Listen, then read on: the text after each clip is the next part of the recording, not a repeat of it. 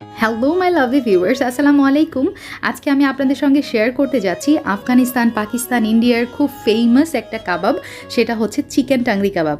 বাসায় যদি মুরগির কয়েকটা লেগ পিস থাকে, আমার মতো চটজলদি বানিয়ে নিতে পারেন এই কাবাবটা। নামমাত্র কয়েকটি ইনগ্রিডিয়েন্টস দিয়ে আমি বানিয়েছি এই মজার জিভে জল আনা টাংরি কাবাব। উর্দুতে বলা হয় টাংরি অর্থ পা।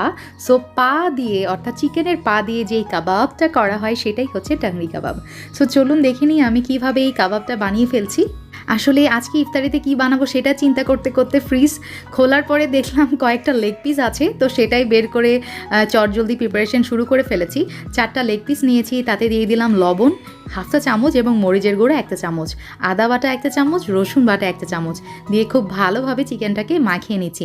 আচ্ছা, একটু খেয়াল করবেন, সেটা হচ্ছে চিকেনে কিন্তু পানি যেন না থাকে। যদি পানি থেকে থাকে তাহলে পানিটা ঝরিয়ে নেওয়ার পর আমি যেটা করেছি, কিচেন টিস্যু দিয়ে মানে মুরগিগুলো খুব ভালোভাবে মুছে নিয়েছি। আর এইভাবে আমি চিকেনটাকে রেস্টে রাখছি আধা ঘন্টা।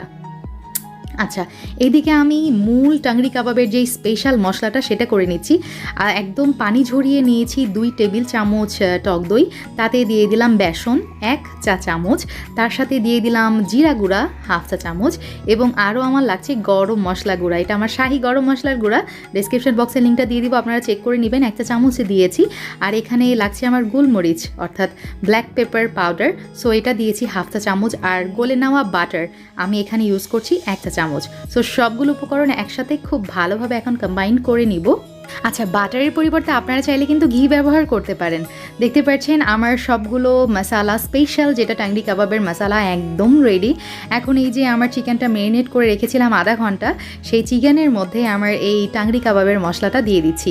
দিয়ে যেটা করব, আমার চিকেনটাকে খুব ভালোভাবে কোট করে নিতে হবে।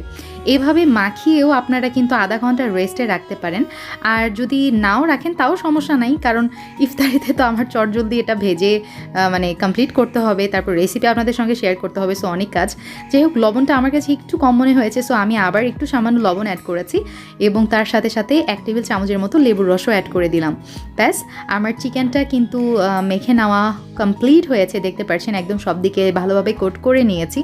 আর যে কোনো কাবাব বলেন, মেরিনেশন কিন্তু অনেক ইম্পর্টেন্ট। আপনি যদি মেরিনেশন করে রাখতে পারেন বেশি সময় ধরে, তাহলে কিন্তু কাবাবের টেস্ট আরও বেড়ে যাবে। আমি যদিও পারিনি, কারণ এটা আমি ইফতারের জন্য প্রিপেয়ার করছি, হাতে একদম সময় নেই। যাই হোক, সো আমি একটা কড়াই নিয়েছি, গ্রিল প্যান নিয়েছি, আপনারা চাইলে নর্মাল প্যানেও এটা ভেজে নিতে পারেন। সামান্য বাটার ইউজ করেছি 2 টেবিল চামচের মতো। সো তারপরে আমার চিকেনের লেগ পিসগুলো আমি দিয়ে দিলাম। এখন যেটা করছি, টাংরি কাবাবের যেই এক্সট্রা মশালা বেঁচে গিয়েছে সেটা উপরে ব্রাশ করে দিয়েছি। তারপরে প্রায় 10 মিনিটের মতো কুক করে নিয়েছি। এখন সবগুলো টাংরি কাবাব উল্টিয়ে দিচ্ছি। এভাবেই উল্টিয়ে পাল্টিয়ে আসলে ভেজে নিতে হবে। আর আরেকটা দিকে খেয়াল রাখতে হবে, সেটা হচ্ছে চুলার জালটা কিন্তু অবশ্যই মিডিয়াম হিটে থাকবে, তা না হলে এই যে টাংরি কাবাবের গায়ে যে গ্রেভিগুলো আছে সেটা কিন্তু খুবই চটজলদি পুড়ে যাবে, আর কাবাবের টেস্ট কিন্তু মোটেও ভালো লাগবে না।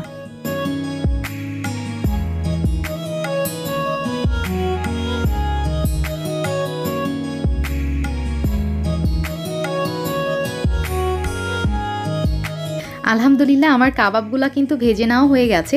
আচ্ছা, প্রেজেন্টেশনেরও কিন্তু একটা ব্যাপার আছে, আগে দর্শনধারী তারপরে গুণবিচারী, তাই না?